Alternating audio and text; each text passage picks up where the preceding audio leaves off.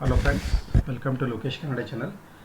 ಇವತ್ತು ನಾವು recipient I ಡಿಯನ್ನು ಯಾವ ರೀತಿ ಕ್ರಿಯೇಟ್ ಮಾಡಬೇಕನ್ನೋದು ನೋಡೋಣ. ಸೊ ಮೊದಲನೇದಾಗಿ ರಿಸಿಪೆಂಟ್ ಐ ಡಿ ಕ್ರಿಯೇಟ್ ಮಾಡಬೇಕಾದ್ರೆ ನಾವು ಸುಪರ್ಡೆಂಟ್ ಲಾಗಿನಲ್ಲಿ ಲಾಗಿನ್ ಆಗಬೇಕಾಗತ್ತೆ. ಒಂದು ಸುಪರ್ಡೆಂಟ್ ಖಜಾನೆ ಟು ಲಾಗಿನಲ್ಲಿ ಲಾಗಿನ್ ಆದ ತಕ್ಷಣ ಈ ರೀತಿ ಹೋಮ್ ಪೇಜ್ ಓಪನ್ ಆಗುತ್ತೆ. ಸೊ ಇಲ್ಲಿ ಇಷ್ಟೆಲ್ಲ ಆಪ್ಷನ್ಸ್ ಬರುತ್ತೆ. ನಮಗೆ ಬೇಕಾಗಿರೋದು ರಿಸಿಪೆಂಟ್ ಐ ಡಿ ಕ್ರಿಯೇಟ್ ಮಾಡಬೇಕಾಗಿದೆ. ಹಾಗಾಗಿ ನಾನು ಏನಾಗ್ತಾ ಇದ್ದೀನಿ, ನೇರವಾಗಿ ರಿಜಿಸ್ಟ್ರೇಷನ್ ಅಂತ ಆಪ್ಷನ್ ಇದೆಯಲ್ಲ ಅಲ್ಲಿ ಕ್ಲಿಕ್ ಮಾಡ್ತಾ ಇದ್ದೀನಿ. ಇಲ್ಲಿ ಮತ್ತು ಸಬ್ ಆಪ್ಷನ್ಸ್ಗಳು ಬರುತ್ತೆ ನೋಡಿ. ಸೊ ಇಲ್ಲಿ ಕೆಳಗಡೆ ಇದೆ ನೋಡಿ, ಕ್ರಿಯೇಟ್ ರಿಸಿಪೆಂಟ್ ಮಾಸ್ಟರ್ ಅಂತೇಳಿ, ಅದನ್ನು ಸೆಲೆಕ್ಟ್ ಮಾಡ್ಕೊಳ್ಳಿ. ಒನ್ಸ್ ಕ್ರಿಯೇಟ್ ರೆಸಿಪೆಂಟ್ ಮಾಸ್ಟರನ್ನು ಸೆಲೆಕ್ಟ್ ಮಾಡಿದ ತಕ್ಷಣ ನೀವೇನು ಮಾಡಬೇಕಾಗತ್ತೆ, ರಿಸಿಪೆಂಟ್ ಟೈಪ್ ಅಂತಿದೆ, ರಿಸಿಪೆಂಟ್ ಟೈಪನ್ನು ಇಲ್ಲಿ ಮಾಡಬೇಕಾಗುತ್ತೆ, ಸೆಲೆಕ್ಟ್ ಮಾಡಬೇಕಾಗತ್ತೆ. ಒನ್ಸ್ ರಿಸಿಪೆಂಟ್ ಟೈಪನ್ನು ಸೆಲೆಕ್ಟ್ ಮಾಡಿದ್ಮೇಲೆ, ಅಂದರೆ ನಮಗೆ ಇವಾಗ ಬೇಕಾಗಿರೋದು ಒಬ್ಬರು ಗೌರ್ಮೆಂಟ್ ಎಂಪ್ಲಾಯ್ದು ರಿಸಿಪೆಂಟ್ ಐ ಡಿ ಕ್ರಿಯೇಟ್ ಮಾಡಬೇಕಾಗಿದೆ. ಹಾಗಾಗಿ ನಾನು ಏನು ಮಾಡ್ತೀನಿ, ಇಲ್ಲಿ ಗೌರ್ಮೆಂಟ್ ಎಂಪ್ಲಾಯಿ ಅಂತೇಳಿ ತೋತಾ ಇದ್ದೀನಿ. Government employee recipient I D ಯಾವಾಗಲೂ ಬಂದುಬಿಟ್ಟು 27 ಸ್ಟಾರ್ಟ್ ಆಗುತ್ತೆ. ಇಲ್ಲಿ ಮುಂದ್ಗಡೆ ಕೊಟ್ಟಿದ್ದಾರೆ ನೋಡಿ 27 ಅಂತೇಳಿ. ಸೊ ಇಲ್ಲಿ ಬಂದುಬಿಟ್ಟು ಗೌರ್ಮೆಂಟ್ ಎಂಪ್ಲಾಯ್ ಇದ್ದರೆ ಅವರಿಗೊಂದು KZD ನಂಬರ್ ಇರುತ್ತೆ. ಆ KZD ನಂಬರನ್ನು ಇಲ್ಲಿ ಏನು ಮಾಡಬೇಕಾಗತ್ತೆ, ನಾವು ಎಂಟ್ರಿ ಮಾಡಿದ ತಕ್ಷಣ ಎಂಟ್ರಿ ಅಂತ ಕೊಟ್ಟಾದ ತಕ್ಷಣ ಈ ಗೌರ್ಮೆಂಟ್ ಎಂಪ್ಲಾಯ್ ಯಾರಿದ್ದಾರೆ ಅವ್ರ KZD ನಂಬರ್ ಏನಿದೆ ಆ KZD ನಂಬರ್ ಜೊತೆ ಮರ್ಜ್ ಆಗಿರೋ ನೇಮ್ ಇಲ್ಲಿ ಏನಾಗ್ತಾ ಇದೆ, ಗೌರ್ಮೆಂಟ್ ಎಂಪ್ಲಾಯ್ ನೇಮ್ ಕೂಡ ಏನಾಗುತ್ತೆ ಫಸ್ಟ್ ನೇಮ್ನಲ್ಲಿ ಡಿಸ್ಪ್ಲೇ ಆಗುತ್ತೆ. ಒನ್ಸ್ ಈ ರೀತಿ ಡಿಸ್ಪ್ಲೇ ಆದಮೇಲೆ, ಅಂದರೆ ನಾವು KZD ನಂಬರ್ ಕೊಟ್ಟಿರೋದು ಕರೆಕ್ಟ್ ಆಗಿದೆ, ಎಂಟ್ರಿ ಮಾಡಿದ್ದು ಕರೆಕ್ಟ್ ಆಗಿದೆ ಅಂತ ತಿಳ್ಕೊಂಡ್ಬಿಟ್ಟು ಇಲ್ಲಿ ಮೊಬೈಲ್ ನಂಬರ್ ಅಂತ ಕೇಳ್ತಾ ಇದೆ ನೋಡಿ, ಆ ಎಂಪ್ಲಾಯ್ದು ಮೊಬೈಲ್ ನಂಬರನ್ನು ಏನು ಮಾಡಬೇಕಾಗುತ್ತೆ, ಇಲ್ಲಿ ನಾವು ಮೆನ್ಷನ್ ಮಾಡಬೇಕಾಗತ್ತೆ. ಸೊ ಒನ್ಸ್ ಮೊಬೈಲ್ ನಂಬರನ್ನು ನೀವು ಮೆನ್ಷನ್ ಮಾಡಿದ ತಕ್ಷಣ ಇಲ್ಲಿ ಕೇಳ್ತಾ ಇದ್ದಾರೆ ನೋಡಿ, recipient I D as per bank ಅಂತೇಳಿ ಕೇಳ್ತಾ ಇದ್ದಾರೆ. ಅಂದರೆ recipient name as per bank ಅಂತ ಕೇಳ್ತಾ ಇದ್ದಾರೆ. ಅಂದರೆ ಆ ಎಂಪ್ಲಾಯ್ದು ಬ್ಯಾಂಕ್ ಪಾಸ್ಬುಕ್ನಲ್ಲಿ ಯಾವ ರೀತಿ ನೇಮ್ ಇದೆ ಆ ರೀತಿಯಲ್ಲಿ ನಾವು ಏನು ಮಾಡಬೇಕಾಗತ್ತೆ, ಹೆಸರನ್ನು ಮೆನ್ಷನ್ ಮಾಡಬೇಕಾಗತ್ತೆ. ಸೊ ಅದೇ ರೀತಿ ನಾನು ಏನು ಮಾಡ್ತಾಯಿದ್ದೀನಿ, ಇವಾಗ ಹೆಸರನ್ನು ಮೆನ್ಷನ್ ಮಾಡ್ತಾಯಿದ್ದೀನಿ. ಓಕೆನಾ. ಒನ್ಸ್ ಈ ರೀತಿ ಮೆನ್ಷನ್ ಆದಮೇಲೆ ಇಲ್ಲಿ ಕೆಳಗಡೆ ಬ್ಯಾಂಕ್ ನೇಮ್ ಅಂತಿದೆ ನೋಡಿ. ಸೊ ಅವ್ರ ಬ್ಯಾಂಕ್ ಯಾವುದಿದೆ ಆ ಬ್ಯಾಂಕನ್ನು ನಾವು ಇಲ್ಲಿ ಏನು ಮಾಡಬೇಕಾಗತ್ತೆ, ಸೆಲೆಕ್ಟ್ ಮಾಡಬೇಕಾಗುತ್ತೆ. ಈ ಎಂಪ್ಲಾಯ್ದು ಸ್ಟೇಟ್ ಬ್ಯಾಂಕ್ ಆಫ್ ಇಂಡಿಯಾ ಇದೆ, ಹಾಗಾಗಿ ನಾನು ಏನು ಮಾಡ್ತಾಯಿದ್ದೀನಿ, ಸ್ಟೇಟ್ ಬ್ಯಾಂಕ್ ಆಫ್ ಇಂಡಿಯಾ ಅಂತೇಳಿ ಸೆಲೆಕ್ಟ್ ಮಾಡ್ತಾಯಿದ್ದೀನಿ. ಇಲ್ಲಿ ಇನ್ನೊಂದು ಬ್ಯಾಂಕ್ ಟೈಪ್ ಅಂತಿದೆ ನೋಡಿ. ಸೊ ಬ್ಯಾಂಕ್ ಟೈಪ್ ಅಂತಿದ್ದಾಗ ಅಥವಾ ಬ್ಯಾಂಕ್ ಬ್ರ್ಯಾಂಚ್ ನೇಮ್ ಅಂತಿದೆ ನೋಡಿ. ಸೊ ಇದನ್ನು ನಾನು ಏನು ಮಾಡ್ತೀನಿ, ಇವಾಗ ಸೆಲೆಕ್ಟ್ ಮಾಡ್ತೀನಿ. ಸೆಲೆಕ್ಟ್ ಮಾಡಿದಾಗ ಅವ್ರದ್ದು ಬ್ರ್ಯಾಂಚ್ ಇರುತ್ತೆ, ಅಂದರೆ SBI ಬ್ಯಾಂಕ್ನಲ್ಲಿ ಯಾವ ಊರಿನಲ್ಲಿ ಯಾವ ಬ್ರ್ಯಾಂಚ್ ಇದೆ ಅಂತೇಳಿ ಇರುತ್ತೆ. ಸೊ ಅವ್ರದ್ದು ರಿಂಗ್ ರೋಡ್ ಗುಲ್ಬರ್ಗ ಇದೆ, ಹಾಗಾಗಿ ರಿಂಗ್ ರೋಡ್ ಗುಲ್ಬರ್ಗ ಅಂತ ಸೆಲೆಕ್ಟ್ ಮಾಡ್ತಾಯಿದ್ದೀನಿ. ಒನ್ಸ್ ರಿಂಗ್ ರೋಡ್ ಗುಲ್ಬರ್ಗ ಅಂತ ಸೆಲೆಕ್ಟ್ ಮಾಡಿದ್ಮೇಲೆ ಆ ಬ್ಯಾಂಕಿಂದು IFSC ಕೋಡ್ ಕೂಡ ಆಟೋಮೆಟಿಕ್ಕಾಗಿ ಏನಾಗುತ್ತೆ, ಇಲ್ಲಿ ಎನೇಬಲ್ ಆಗುತ್ತೆ. ಅದ್ರ ಜೊತೆ ಇನ್ನೊಂದು ಏನಾಗುತ್ತೆ ಅಂದರೆ MICR ನಂಬರ್ ಕೂಡ ಏನಾಗಿದೆ, ಆಟೋಮೆಟಿಕ್ಕಾಗಿ ಎನೇಬಲ್ ಆಗಿದೆ.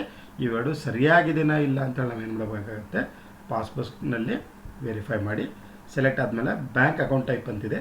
So employee bank account type ಅಂದರೆ ಯಾವಾಗಲೂ ಕೂಡ ಸೇವಿಂಗ್ ಅಕೌಂಟ್ ಇರುತ್ತೆ, ಹಾಗಾಗಿ ನಾನು ಏನು ಮಾಡ್ತಾಯಿದ್ದೀನಿ, ಸೇವಿಂಗ್ ಅಕೌಂಟ್ ಅಂತೇಳಿ ಇದನ್ನು ನಾನು ಏನು ಮಾಡ್ತೀನಿ, ಸೆಲೆಕ್ಟ್ ಮಾಡ್ತೀನಿ.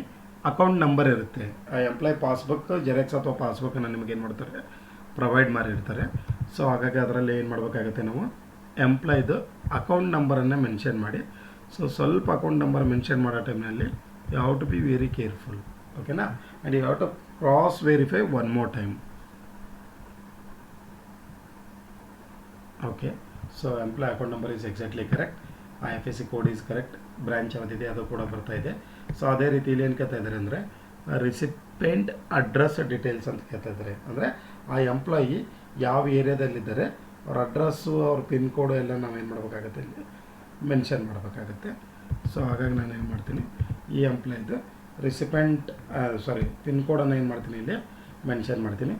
ಏರಿಯಾ ಅಂತ ಕೇಳ್ತಾ ಇದ್ದಾರೆ, ಸೊ ಹುಬ್ಳಿ ಅಂತ ಕೇಳ್ತಾ ಇದ್ದಾರೆ. ಸೊ ಹುಬ್ಳಿ ಯಾವುದಂದರೆ ಅದೇ ಬರುತ್ತೆ, ಲೋಕಲ್ ಕಲಬುರಗಿ, ತಾಲೂಕು ಕೂಡ ಅದೇ ಬರುತ್ತೆ. ಸೊ ಅದ್ರದ್ದು ಏನಿದೆ ಡೀಟೇಲ್ಸನ್ನು ಫಿಲ್ ಮಾಡಿ. ಒನ್ಸ್ ಈ ರೀತಿ ಡಾಟಾನ ಫಿಲ್ ಮಾಡಿದ ತಕ್ಷಣ ಇಲ್ಲಿ ಶರ ಅಂತಿದೆ, ಶರದಲ್ಲಿ ಯಾವುದೇ ರೀತಿ ಏನು ಮೆನ್ಷನ್ ಮಾಡೋ ಅವಶ್ಯಕತೆ ಇಲ್ಲ. ಸೊ ಇಷ್ಟೆಲ್ಲ ಡೀಟೇಲ್ಸನ್ನು ಕೊಟ್ಟಾಗ ಇನ್ನೊಂದು ಸಲ ಕ್ರಾಸ್ ವೆರಿಫೈ ಬೇಕಾದರೆ ಮಾಡ್ಕೊಳ್ಳಿ. ಇದರಲ್ಲಿ ಇಂಪಾರ್ಟೆಂಟ್ ಆಗಿರೋದು ಏನಾಗಿರುತ್ತೆ ಅಂದರೆ ಎಂಪ್ಲಾಯಿದು ಯಾವ ಬ್ಯಾಂಕ್ ಇದೆ, ಯಾವ ಬ್ರ್ಯಾಂಚ್ ಇದೆ, ಆ IFSC ಕೋಡು ಪ್ಲಸ್ MICR ಕೋಡ್ ಅಂತ ಆಟೋಮೆಟಿಕ್ಕಾಗಿ ತೊಗೊಳುತ್ತೆ. ಅವ್ರ ಅಕೌಂಟ್ ನಂಬರನ್ನು ಕ್ರಾಸ್ ವೆರಿಫೈ ಮಾಡಬೇಕು. ಒನ್ಸ್ ಅಕೌಂಟ್ ನಂಬರ್ ಎಲ್ಲ ಸರಿಯಾಗಿದೆ ಅಂತ ನಿಮಗೆ ಅನಿಸಿದ್ರೆ ವಿ ವಿಲ್ ಮೂವ್ ಫಾರ್ವರ್ಡ್. ಓಕೆನಾ. ಸೊ ಇದು ಅಕೌಂಟ್ ನಂಬರ್ ಸರಿಯಾಗಿದೆ, ಹಾಗಾಗಿ ಇಲ್ಲಿ ಏನು ಕೊಡ್ತೀನಿ ನಾನು ಆಪ್ಷನ್ ಸಬ್ಮಿಟ್ ಅಂತೇಳಿ ಕೊಡ್ತೀನಿ.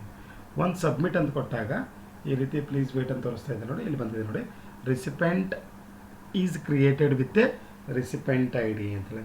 ಅಂದರೆ ಆ ಎಂಪ್ಲಾಯ್ದು ಏನಾಗಿದೆ ಇವಾಗ ರಿಸಿಪೆಂಟ್ ಐ ಡಿ ಕೂಡ ಏನಿತ್ತು ಆಟೋಮೆಟಿಕ್ಕಾಗಿ ಕ್ರಿಯೇಟ್ ಆಗಿದೆ. ಅಂದರೆ ನಾವು ಡೀಟೇಲ್ಸನ್ನು ಕೊಟ್ಬಿಟ್ಟು ಸಬ್ಮಿಟ್ ಅಂತ ಕೊಟ್ಟಾಗ ಎಂಪ್ಲಾಯ್ ರಿಸಿಪೆಂಟ್ ಐ ಡಿ ಏನಾಗುತ್ತೆ ಕ್ರಿಯೇಟ್ ಆಗುತ್ತೆ.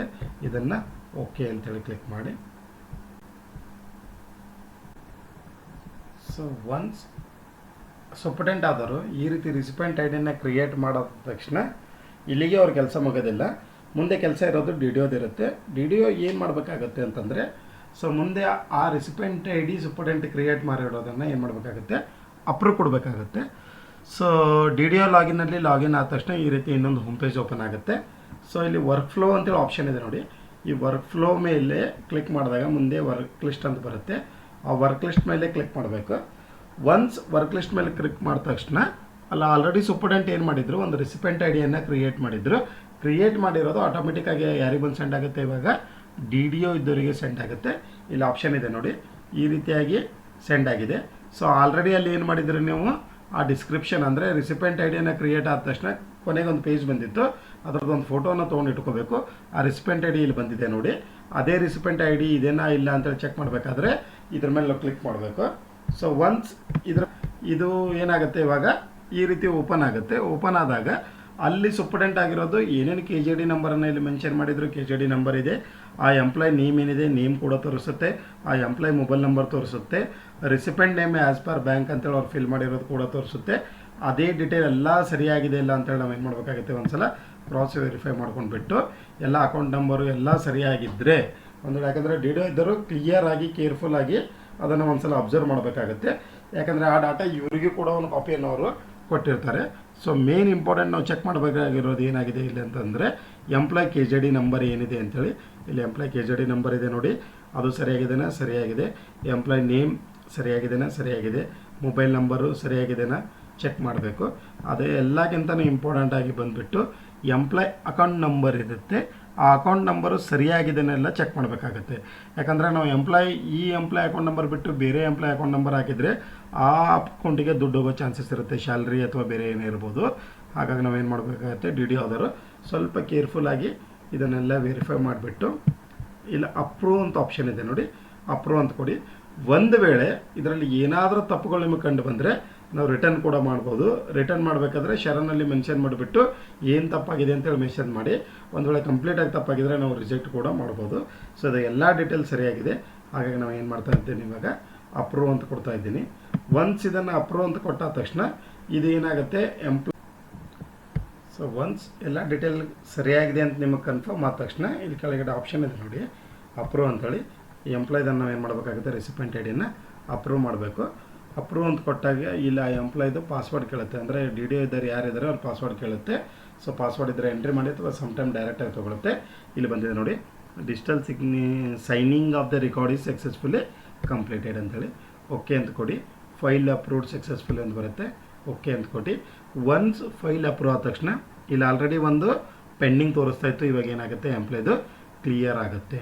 ಅಂದರೆ ಈ ರೀತಿಯಾಗಿ ಯಾವುದೇ ಒಬ್ಬ ಎಂಪ್ಲಾಯಿ ಹೊಸದಾಗಿ ಅಪಾಯಿಂಟ್ ಆದರೆ ಅಂದರೆ ಗೌರ್ಮೆಂಟ್ ಎಂಪ್ಲಾಯ್ ಇದ್ದರೆ ಅವ್ರದ್ದು ರಿಸಿಪೆಂಟ್ ಐ ಡಿಯನ್ನು ಮೊದಲನೇದಾಗಿ ಏನು ಮಾಡಬೇಕಾಗುತ್ತೆ, ಸೂಪರ್ಡೆಂಟ್ ಲಾಗಿನ್ನಲ್ಲಿ ಕ್ರಿಯೇಟ್ ಮಾಡಬೇಕಾಗುತ್ತೆ. Along with their K J D number, name and account number ಅದನ್ನೆಲ್ಲ ಮೆನ್ಷನ್ ಮಾಡಿಬಿಟ್ಟು ಡೀಟೇಲ್ಸನ್ನು ಸೆಂಡ್ ಮಾಡಿದಾಗ ಅದು ಬಂದುಬಿಟ್ಟು ಯಾರಿಗೆ ಬರುತ್ತೆ, ಡ್ರಾಯಿಂಗ್ ಆಫೀಸರಿಗೆ ಬರುತ್ತೆ ಅಥವಾ ಡಿ ಡಿ ಒ. ಸೊ ಆ ಡಿ ಡಿ ಒ ಏನು ಮಾಡಬೇಕಾಗುತ್ತೆ, ಅವ್ರ ಲಾಗಿನಲ್ಲಿ ಹೋಗ್ಬಿಟ್ಟು ಎಲ್ಲ ಡೀಟೇಲ್ಸು ಕರೆಕ್ಟ್ ಆಗಿದ್ದರೆ ಅದನ್ನು ನಾವು ಏನು ಮಾಡಬೇಕಾಗುತ್ತೆ, ಅಪ್ರೂವ್ ಕೊಡಬೇಕಾಗುತ್ತೆ. ಈ ರೀತಿಯಾಗಿ ಯಾವುದೇ ಒಬ್ಬ ಎಂಪ್ಲಾಯ್ದು ರಿಸಿಪೆಂಟ್ ಐ ಡಿಯನ್ನು ನಾವು ಏನು ಮಾಡ್ಬೋದು, ಕ್ರಿಯೇಟ್ ಮಾಡ್ಬೋದು. ಇದೇ ರೀತಿ ವೀಡಿಯೋಗಳಿಗಾಗಿ ನಮ್ಮದು ಯೂಟ್ಯೂಬ್ ಚಾನಲ್ ಇದೆ ಲೋಕೇಶ್ ಕನ್ನಡಿ ಅಂತ. ಚಾನಲನ್ನು ನೋಡಿ ಲೈಕ್ ಮಾಡಿ ಸಬ್ಸ್ಕ್ರೈಬ್ ಮಾಡಿ. ಬೇರೆ ಯಾವುದಾದ್ರೂ ವೀಡಿಯೋ ನಿಮಗೆ ರಿಕ್ವೈರ್ಮೆಂಟ್ ಇದ್ದರೆ ಕಮೆಂಟ್ ಬಾಕ್ಸ್ನಲ್ಲಿ ಮೆನ್ಷನ್ ಮಾಡಿ. ನಿಮಗೆ ಬೇಕಾಗಿರೋಂಥ ವೀಡಿಯೋಗಳನ್ನು ನಾನು ಏನು ಮಾಡ್ತೀನಿ, ರೆಕಾರ್ಡ್ ಮಾಡಿಬಿಟ್ಟು ಅಪ್ಲೋಡ್ ಮಾಡ್ತೀನಿ. Okay, thank you.